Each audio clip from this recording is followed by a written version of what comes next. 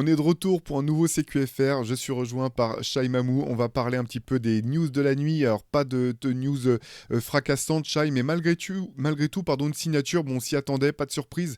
Mais la logique a été respectée du côté des Detroit Pistons, ce qui n'est pas forcément toujours le cas que la logique soit respectée. Ouais, Kate Cunningham qui a signé une énorme extension de contrat à la suite de son contrat rookie. Est-ce que tu peux nous donner les chiffres? ouais, donc il a signé c'est une prolongation de 5 ans pour 224 millions de dollars. Et comme c'est prévu dans ce type de contrat, ça peut aller jusqu'à 269 millions de dollars si Kate Cunningham réussit à atteindre certains objectifs individuels. Alors là, je les ai pas comme ça, mais j'imagine que c'est des All-NBA Team, peut-être des sélections pour le All-Star Game sur la période de son contrat. Et voilà, ça fait des objectifs à atteindre. Alors, est-ce que les Pistons y arriveront sur les 5 ans à être assez performant collectivement pour qu'individuellement, quelqu'un comme Cunningham se distingue et puisse atteindre les 269. On le souhaite aux fans des Pistons, hein, évidemment. Mais la signature, elle est quand même, même s'ils sont quasiment obligés, parce que c'est ce qu'ils ont de plus ressemblant ou de plus proche d'une possible star, d'un possible franchise player. Et même s'il n'a pas encore réussi à porter l'équipe vers une saison ne serait-ce que décente, il a du talent et ils ont besoin de savoir si ça peut être le joueur sur lequel s'appuyer ou un des joueurs sur lequel s'appuyer, parce que on imagine qu'ils vont quand même tanker la saison prochaine, enfin qu'ils auront un bilan qui leur permettra d'être dans la course à la draft de Cooper Flag ou d'un autre joueur très très prometteur. Ils ont besoin de savoir si Cunningham peut être un joueur qui fait gagner un peu plus. J'allais pas dire qui fait gagner, mais qui fait gagner un peu plus et qui peut être voilà, ne serait-ce qu'un All-Star dans cette ligue, donc signature très logique, mais qui appelle voilà, des performances de sa part et aussi de la part des Pistons collectivement, au moins qu'on voit que ça va dans le bon sens, parce que ça a changé avec le Monty Williams qui est parti, JB Bickerstaff qui vient d'arriver. C'est une saison qui va, mine de rien, être intéressante. On la souhaite un peu moins déprimante pour les fans des Pistons, parce qu'ils ont quand même, voilà, Détroit a quand même battu le record de défaites consécutives. Ça n'aide pas psychologiquement pour le développement. Et malheureusement, Cunningham, tout le monde a vu son talent, tout le monde a vu que c'était un très bon joueur, mais le poids des défaites, c'est pas à négliger pour un jeune joueur qui a quand même besoin de voir que ça va dans le bon sens pour progresser. Ouais, c'est clair. Alors après, bon, les chiffres sont toujours impressionnants, mais c'est la logique en fait. Quand tu as un jeune joueur quand même autant pétri de talent que Kate Cunningham, bah, tu lui donnes l'extension au max. En fait, ça c'est pas surprenant. Ce qui est dur en fait par rapport à ce que tu dis, et je te rejoins sur toute ton analyse, Shai, c'est que c'est vraiment ce joueur. J'ai l'impression que pour pouvoir l'évaluer vraiment à sa juste valeur, il faudrait qu'il y ait du monde autour, parce que c'est pas je sais pas quel est ton sentiment sur Kate Cunningham, mais j'ai l'impression que c'est vraiment le type à ce poste-là, le type de meneur qui peut avoir de l'impact, surtout s'il a des gens à qui donner la balle dans de bonnes conditions. Finalement, il peut scorer, bien sûr, mais j'ai pas l'impression que ça soit forcément tu vois, qu'il ait le profil du, du meneur scoreur exclusif, quelque part. C'est vraiment, même quand il était avec Team USA, il était que Team USA en jeune dans des équipes énormes, et c'était toujours lui un peu le point central parce qu'il faisait jouer tout le monde. Et c'est la question que je me pose un petit peu pour l'an prochain, finalement, parce que j'ai du mal, je te le cache pas, à évaluer vraiment son potentiel. Tu vois qu'il y a du talent, tu vois qu'il y a probablement un vrai fort joueur dans ce mec-là, mais tant que c'est aussi faible autour, enfin aussi faible. En fait, il y a du talent quand même dans cette équipe de Mhm. Détroit, mais tant que ça fonctionne pas un peu mieux, je trouve ça super dur de voir quel peut être voilà, son potentiel vrai, réel, quel type de joueur il peut être dans cette ligue. Bah, j'ai une comparaison qui me vient en tête. C'est pas bon, les fans des Kings vont dire que c'est insultant, mais D'Aaron Fox, on a vu le potentiel rapidement en NBA, par exemple. Alors c'est le même poste, pas forcément le même registre de jeu, mais il a mis un petit peu de temps à ce que ça fonctionne pour l'équipe. Pour lui, on a tout de suite vu les flashs de talent, les qualités. Il avait signé lui aussi son extension, et petit à petit, il s'est mis au niveau de ce qu'on attendait d'un joueur qui porte l'équipe.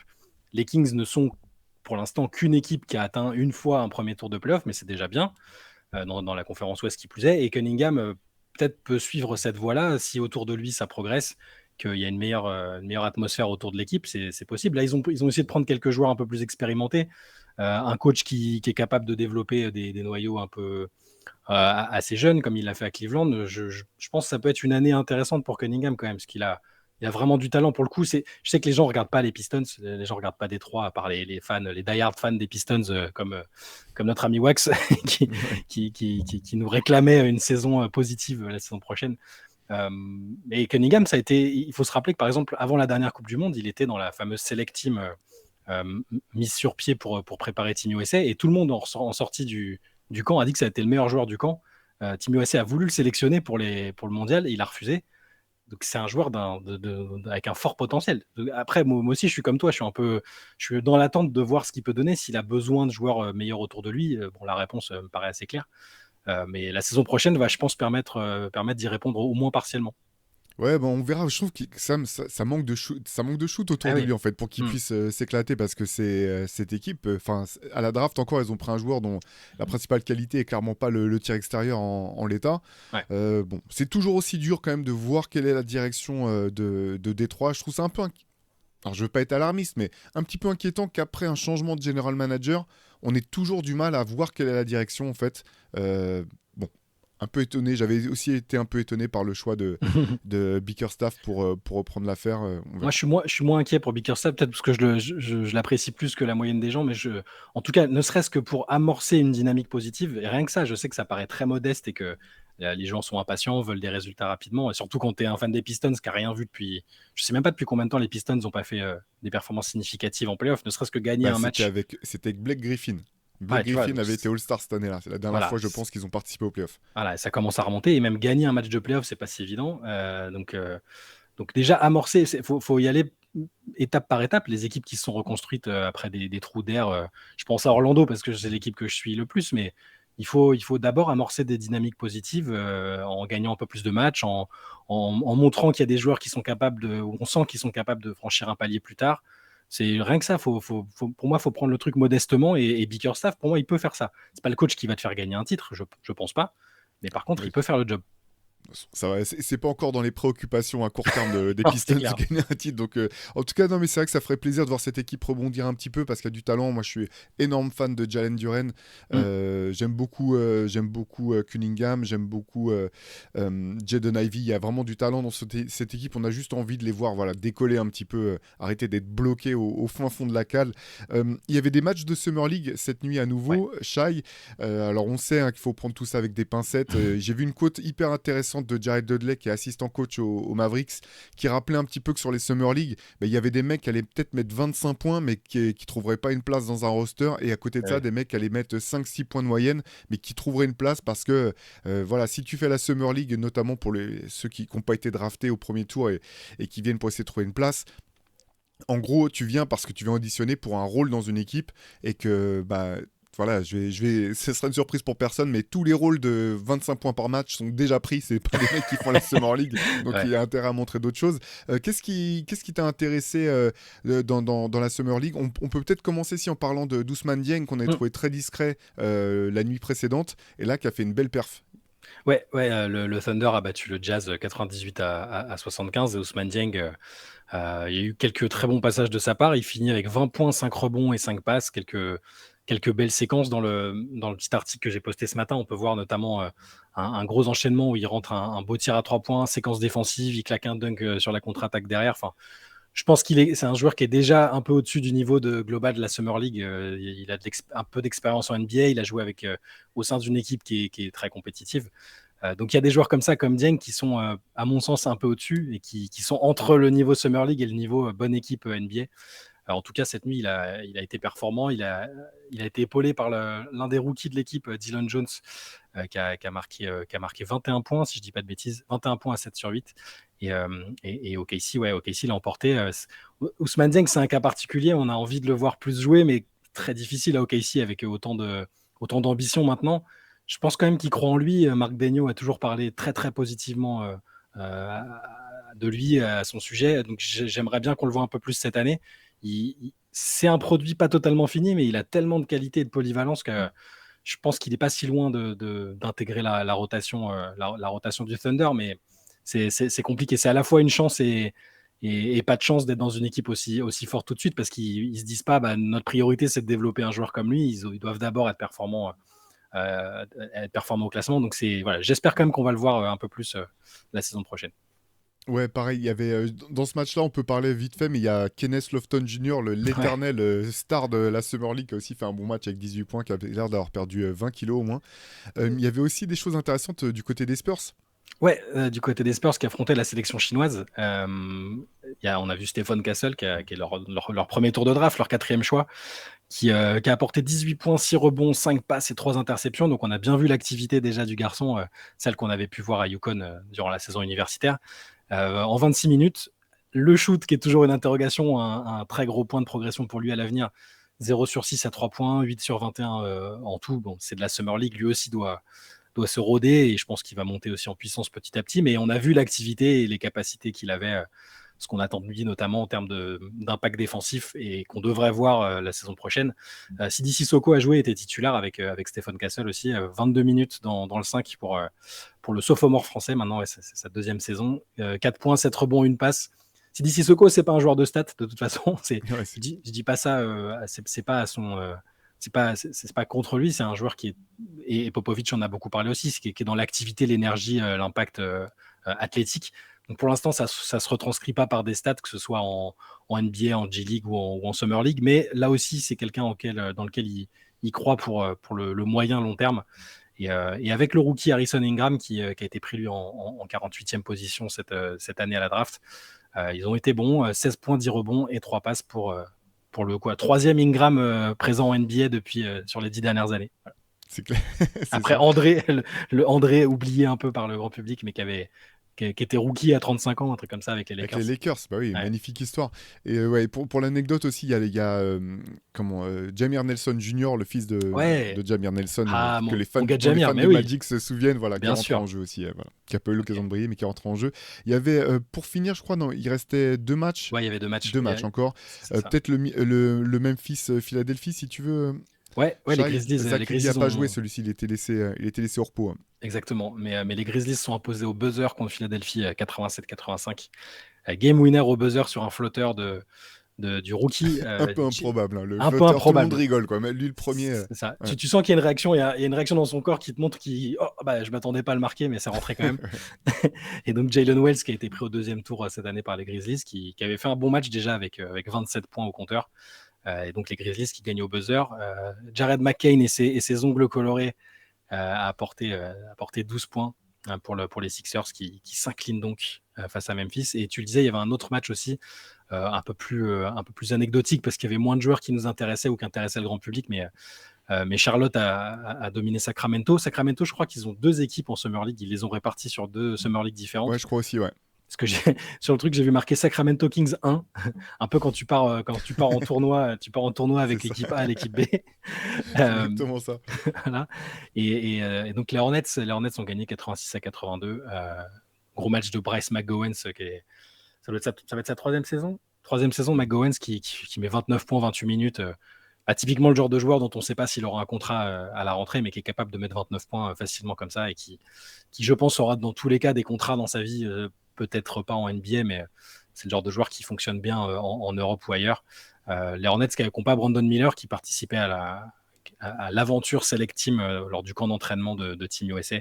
Donc c'est pas voilà, j'aime bien regarder les box scores avec les différents joueurs qui peuvent avoir des opportunités l'année prochaine. C'était moins le cas dans ce match entre les Hornets et les Kings. Moi, je te donne quand même mon chouchou de tous, là, c'est Leaky Black. Parce que le nom ressemble Oui, tellement à un nom de légende du streetball des années 70. Tu sais, ben, qu'on aurait été dans un bien livre sûr. de fiction. Je Bah, trouve tu ça te magnifique. rappelles, on avait parlé un peu de lui l'année dernière parce qu'il avait, Ouais. il avait mis un game winner. Il avait fait dans un money time contre je sais plus quelle équipe. Il avait été incroyable. Il a fait quelques matchs déjà l'année dernière où il était intéressant. Et j'avais même pas vu du coup qu'il était reparti avec l'équipe de Summer League. Mais oui, Mais il n'a pas brillé. Il n'a pas c'est brillé ça. hier. Ouais, j'étais en train de regarder ce qu'on avait fait dessus, mais Leaky Black qui tournait à 1,7 points la saison dernière, mais qui avait réussi. Voilà, il a fait 7 points, 3 rebonds, une passe et un contre Minnesota, notamment avec un bloc de la victoire sur Karl Anthony Towns. Voilà, Leaky Black. Ouais, vraiment, ça fait tellement nom de street C'est legend clair. de New York. Allez, on va quitter un petit peu la NBA, se recentrer un petit peu sur les Jeux Olympiques. Une nouvelle qui est quand même assez réjouissante, moi j'ai envie de dire, Mm. du côté de la Grèce. La Grèce qui a annoncé qui serait le porte-drapeau, le porte-étendard pour tout le pays lors de la cérémonie d'ouverture des Jeux Olympiques. Et c'est un basketteur, sans surprise, Yannis Antetokounmpo, sans surprise parmi les basketteurs qui peuvent Ouais. représenter la sélection, qui sera donc porte-drapeau, histoire magnifique, Shai. Bien sûr, bah c'est fort parce que les gens connaissent globalement l'histoire de Yanis, hein. On en a reparlé dans la late session d'hier avec les Lakers avec notamment des extraits du bouquin de Mirin Fader à son sujet. Donc ouais, Yanis qui va être donc porte-drapeau co-porte-drapeau avec une marcheuse, Antigone Drisbiotti. C'est génial de voir quelqu'un issu de l'immigration dans un pays qui a pas toujours mis en avant son immigration, qui a un rôle extrêmement symbolique, qui vient couronner une très très belle histoire, tu l'as dit. Yanis, c'est un fils d'immigrés nigérians. Ses parents ont mis des années à avoir ne serait-ce qu'un permis de travail dans des conditions très précaires, avec beaucoup d'enfants. Yanis, avec son frère, ils vendaient des montres, des sacs à main, des lunettes de soleil dans la rue avant de commencer à jouer au basket. Et c'est ce que j'avais oublié en relisant un peu, c'est que il est grec que depuis 2013. Draft, il a eu ses papiers, mais il n'était pas grec jusqu'en 2013. Donc ça fait qu'une petite dizaine d'années qu'il est citoyen grec. Et là, le voir porte-drapeau sur la plus grande scène sportive du monde, je trouve que c'est très beau. Et ça peut peut-être un peu expliquer, peut-être qu'il savait déjà qu'il était en lice pour être porte-drapeau, parce que ça peut expliquer encore un peu plus les larmes qu'on a vues lors de la qualification au TQO à Athènes. Il était très très ému, et je pense que peut-être qu'il avait ça aussi en tête en se disant ouais, je vais représenter la Grèce aux Jeux Olympiques, c'est juste fou. Donc c'est effectivement une très belle histoire, et c'est logique aussi, tu l'as dit, parce que tout sport confondu, je pense qu'aujourd'hui c'est l'athlète grec le plus connu de la planète, hein, le plus accompli aussi, parce qu'il a très bien réussi dans son domaine d'expertise. Donc c'est très belle histoire. Je suis aussi très content pour Yanis. Ouais, ouais, carrément. Et puis 20 ans après les Jeux Olympiques d'Athènes, voilà, Ouais. qui nous avait laissé une forte impression avec notamment l'équipe d'Argentine. Allez, petite news, alors là c'est plus à la marche, ça, c'est chose que j'ai noté hier, il y avait les conférences de presse des nouvelles signatures, donc Klay Thompson notamment du côté des Mavs et DeMar DeRozan du côté des Kings, et moi j'ai remarqué des choses qui m'ont intéressé au niveau des numéros de jersey choisis par ces joueurs. Je vais commencer par Klay Thompson qui a choisi le numéro 31, parce que le numéro, il a blagué en conférence de presse en disant que c'était la faute de Kyrie Irving qui avait pris son numéro. Donc voilà, avec l'humour qu'on connaît du côté de Klay Thompson. Et il a expliqué malgré tout que il avait choisi 31 parce que voilà, c'était un nouveau départ, mais aussi parce que en hommage à deux joueurs. Alors un qui m'a moins étonné, c'est Reggie Miller, parce qu'on connaît voilà, les similitudes, voilà, côté clutch, shooter. Il a réexpliqué que c'était enquillé des vidéos et des vidéos de Reggie Miller sur voilà, que ça avait été l'un de ses modèles en grandissant. Et l'autre, plus étonnant, Jason Terry, avec les Mavs, dont il a rappelé effectivement que Jason Terry avait été l'un des artisans de la victoire incroyable de 2011 et du titre de Dallas et des Mavs. Et j'ai trouvé... Je savais pas qu'il était fan de Jet Terry, c'est marrant. Moi, Jet Terry, je me rappellerai surtout de l'anecdote d'après le titre où il est allé jusqu'en vacances troller LeBron et Wade, qui étaient partis je sais plus dans quel coin, en mode retraite spirituelle, et il les a retrouvés, il est allé en boîte les faire chier. Enfin, c'était magnifique. Jet Terry, c'était un personnage. Carrément, et il avait été effectivement extraordinaire, à l'image de toute l'équipe là dans ce run incroyable. Et j'ai trouvé ça intéressant. Tu me diras peut-être que je sais de trop lire entre les lignes, mais ce que j'ai trouvé intéressant, c'est que Jet Terry était clairement pas le meilleur joueur de cette équipe des Mavs. C'était clairement l'un des meilleur role-player de cette équipe, et j'ai trouvé ça assez intéressant en termes de positionnement au bout du compte, parce qu'effectivement je suis pas surpris par ailleurs, mais j'ai l'impression que Klay Thompson arrive vraiment en se disant bon bah voilà, je vais être le complément de cette équipe. En souriant, il a rigolé et il disait de toute façon, mais même à ce stade de ma carrière, vous êtes quand même obligé de défendre sur moi, vous allez quand même être obligé de faire attention à ce que je ferai sur le terrain. J'ai trouvé ça plutôt intéressant en termes de positionnement dans cette nouvelle équipe. Ouais, il y a une double mission pour Clay, c'est-à-dire que montrer qu'il avait encore largement le niveau pour mériter le contrat auquel il prétendait sans doute de base chez les Warriors, et aussi il sait que dans une équipe où il y a Luka Doncic et Kyrie Irving, qui sont tous les... Oui, Kyrie aussi est plus jeune que lui, il est capable d'être à nouveau une troisième option très très performante. Ouais, il a dit si vous me laissez ouvert, je vais quand même marquer, et je suis encore capable de défendre. Donc ça va être trouver ce bon positionnement, et peut-être que tu as raison, ça va dans ce sens-là. Et il y a un autre truc d'ailleurs, peut-être moi aussi que je lis trop entre les lignes, mais parfois les équipes font des conférences de presse séparées entre les recrues secondaires et la recrue principale. Et là, il était avec les autres recrues de l'équipe. Il y avait Najee Marshall et je ne sais plus qui, peu importe, mais il n'était pas tout seul. Donc il n'a pas voulu accaparer la lumière, il s'est mis avec les autres. Il n'a pas voulu être considéré à part. Donc je pense que c'est aussi un signe qu'il veut se fondre dans l'effectif et aller chercher une 5e bague pour avoir peut-être une bague de plus que ses camarades Steph et Draymond. Ouais, c'est clair, tu as parlé de sa défense. Effectivement, ça sera de toute façon la grosse. Enfin, je pense que c'est vraiment la Mm. grande question. C'est s'il est capable de défendre. Alors, on sait que ça sera plus le défenseur exceptionnel qu'il a été, mais s'il est capable de retrouver quand même son impact défensif, une partie au moins. C'est vraiment, j'ai l'impression que c'est le curseur qui pourra faire de cette signature, qui me semble déjà, on en a déjà parlé, mais être un très bon choix Mm. pour les Mavs. Mais c'est vraiment le facteur qui peut être déterminant, je pense, pour leurs objectifs. L'autre donc joueur dont je te parlais, c'était Demar DeRozan qui se présentait au public des Sacramento Kings avec son nouveau maillot. Et donc, voilà, il arrive et donc, il portera le numéro 10, le numéro qu'il avait porté à Toronto, qu'il avait porté Mm. aux Spurs. Et ce qui est marrant, c'est que moi, le premier réflexe en voyant le numéro 10, je me suis dit, bah, 10, c'est le numéro de Mike Bibby. Et comment c'est possible Alors, je sais qu'il n'a pas gagné de titre, mais il avait été tellement fort avec cette équipe incroyable des Kings du tout début des années 2000. Je me suis dit, ah, c'est. Donc c'est. Donc je me suis dit, bon, bah, ils ont pas retiré le numéro de Mike Bibby. Puis après, je me dis, mais attends, mais 10, c'est le numéro de Sabonis.